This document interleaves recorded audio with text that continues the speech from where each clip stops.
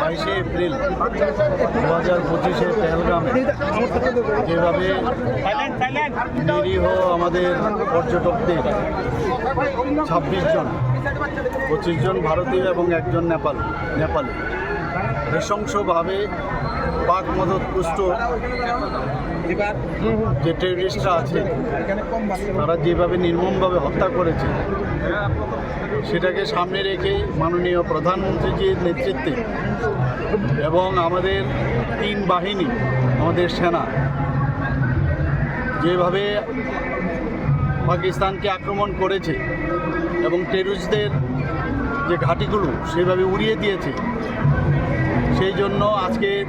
আমাদের সলিডারিটি দেখার জন্য আজকে ত্রিপুরার থেকে আমাদের আজকে স্টেট লেভেলে আমরা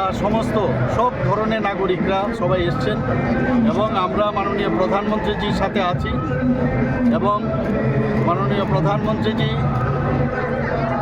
যে পেহেলগামের যে নৃশংস হত্যাকাণ্ড হয়েছিল তার জন্য নাম দিয়েছেন অপারেশন সিন্দুর